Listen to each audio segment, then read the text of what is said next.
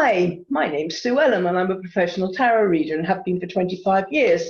I use a mythic tarot, which are based on Greek mythology.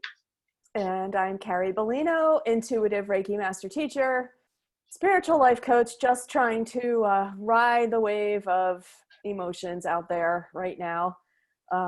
So today's word that came up accidentally because it was stuck to my hand when I did the last word, and there's no accidents, is heartbreak. So if you watched the last video, I spoke about grief and grudges being held on our chest. And a heartbreak has the same energy.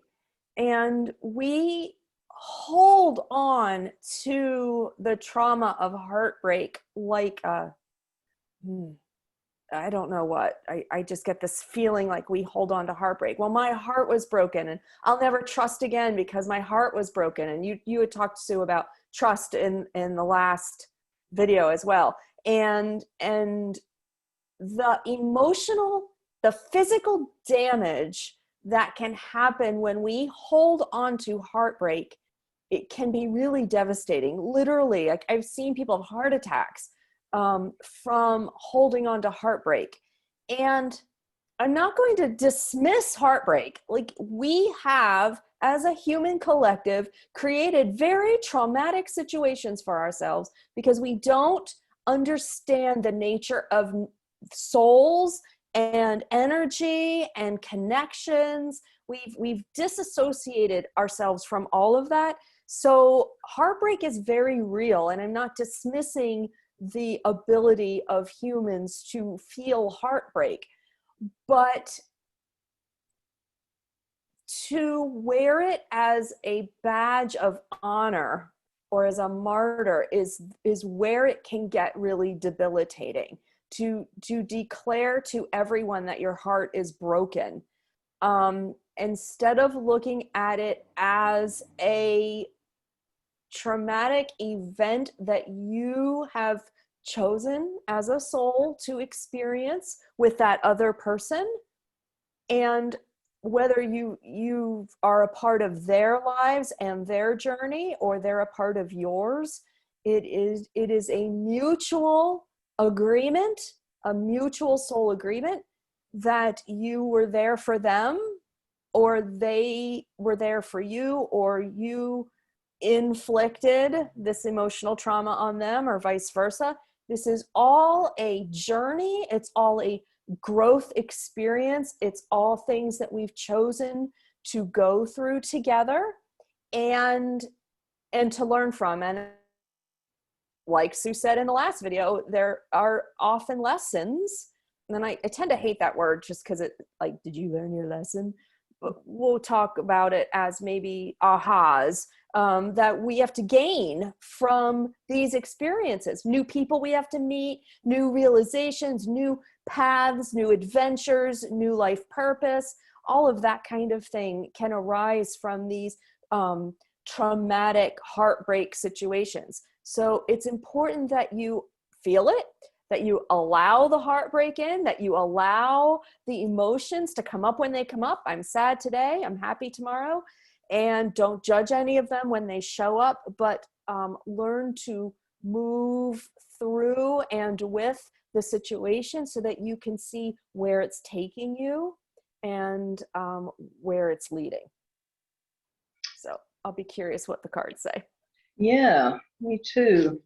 But there's also, came to mind, there's some cultures, some religions, and some groups of people that honor heartbreak, like people, women, especially if they lose their husband, they're meant to wear black for the rest of their lives, or to demonstrate how much they love their husband. And if they don't, then they're judged on that. Yeah. So if you go into, I was going to say, the death of a person, and what fell out was a death card. Of course. Yeah. and if you don't cry at the funeral, then you're judged for that, and people get, as you say, get sick through holding this heartbreak. Plus the fact the person they're feeling heartbroken about, sometimes they forget all the negative things, all the kind of not so wonderful things about them, and they suddenly become this kind of saint over time. Okay, heartbreak.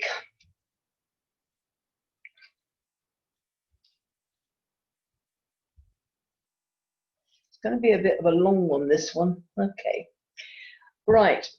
We're starting off here with the Fool.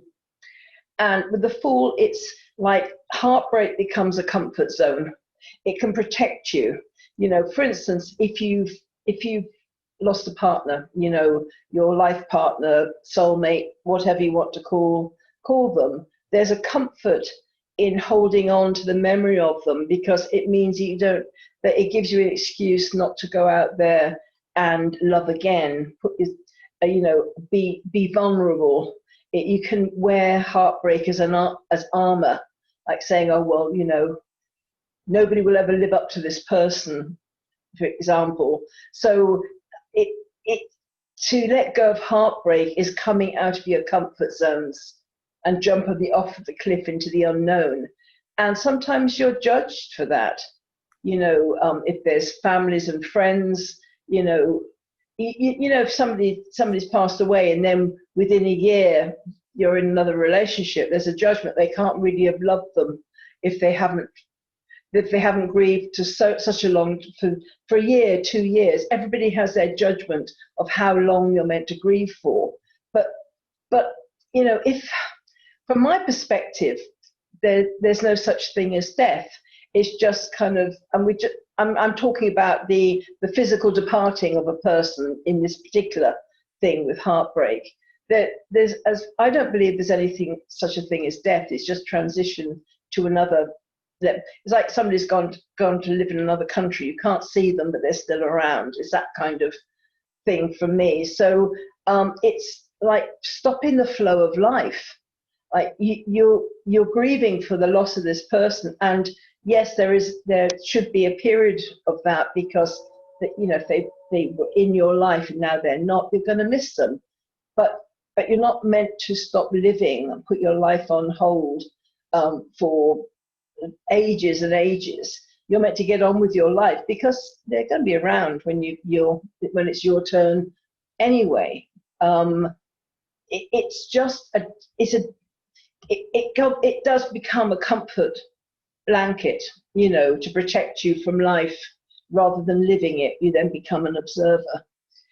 We have here the Knight of Swords.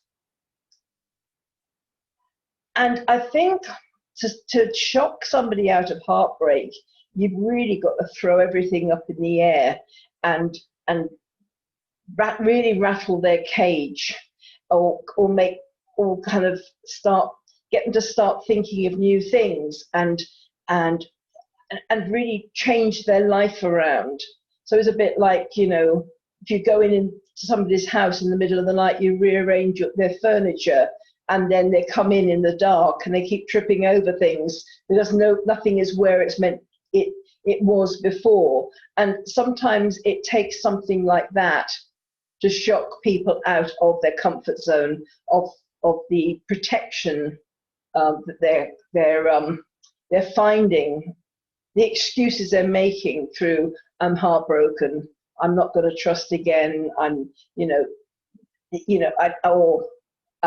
don't want to go there anymore, you know. So it's all very well if you don't want to get into another relationship, that's okay, but so many people stop living, and they kind of have, it's like, if it's not a physical altar to the other person, they create some kind of altar that nobody can live up to them. So it does take a bit of a jolt to shock people out of that. But once that's happened, they then get the energy of imagination, because when we're in a heartbroken state, our immune system's low. we also get to live in fear of hurting again. But that's what life is. You know, it's a journey of lack of attachment. You get to that place of being non-attached to the outcome of things. So if we can get to that, loving somebody, but recognizing that one day either they'll be gone or you'll be gone, and being able to move past that, because realizing there's no division. You know, I used to go along to the spiritualist church, and there's so many people came through because there was a bond of love, and it was love that survived. You know, the physical body never does, but love that survives. So if people can just look at it from a non-attachment, that we're together for this period of time and make the most of this period of time. And it could be 60, 70 years. I mean, it doesn't have to be a blink of an eye. But then when the time has passed, then we move on. And then we have new imagination and pursuit of a vision, and there's new energy in this. But it does mean we have the Five of Pentacles here. It does mean walking away from things that no longer serve us. And heartbreak doesn't serve us in the long term, because hearts can always be mended if we have the will to do it, if we haven't got into a habit. So it is being prepared to walk away, begin again, and then reorientate ourselves. It can cause a lot of inner conflict. With heartbreak, it causes all this inner conflict, and we're stuck, you know, and we don't want to listen to anybody. We don't let people in. So even when we start starting letting go of it, sometimes people will try and bring you back, because when you're heartbroken, you're also weak. You're also more easily manipulated as well. You can get manipulated by guilt. It's like, how can you go out on a date? Have you forgotten your partner? Haven't you forgotten the wonderful relationship you had? How can you go there? You know, or remember so and so betrayed you. How can you risk again? Why not just stay indoors and watch television? It's safer.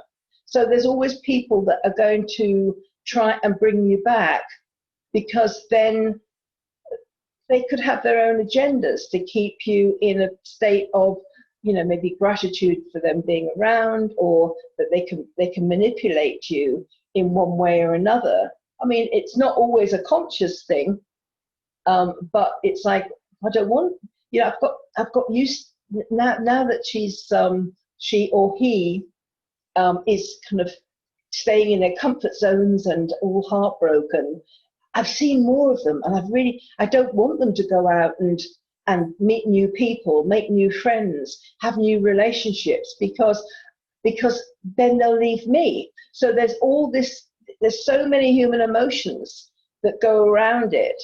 So if guilt is thrown at you, and you're felt, it's like you've disloyal to the other person, if you're not heartbroken anymore, then it causes a lot of inner conflict. But the end result, which I was taking all these cards to find, it's the sun. And the sun is a lot of enthusiasm, excitement, knowing your road. Because whatever form heartbreak takes, it's meant to, I don't know, lesson. It's meant to teach us something. It's to become more self-reliant, to trust that there are no mistakes, that there's a reason for everything happening. I know that's very, you know, I know a lot of people don't like that comment at all. But there's a lesson to be learned in everything, put it that way. So even if something really bad happens, there's a lesson to be learned, but it's all a spiritual journey. And it's all about us being able to be strong within ourselves, so that even if everything is taken away from us, we can survive, we don't, and we can flourish again, because we have that kind of strong inner spiritual core, that we know that it's just life, and life throws all sorts of things. I said, I've got somewhere around, I've got like a tapestry thing, which I don't know where I got it, years ago, but it says, it's not life that matters, but the courage with which we face it.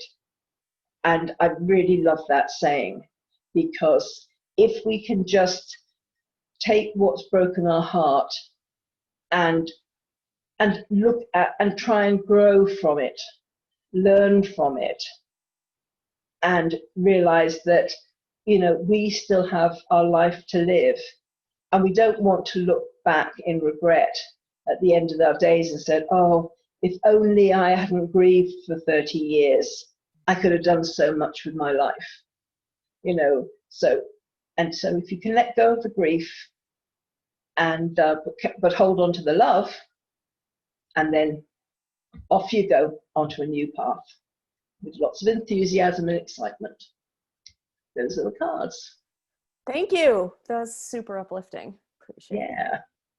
Yeah, interesting how they went, but we're meant to be joyful with a few glitches along the way, you know.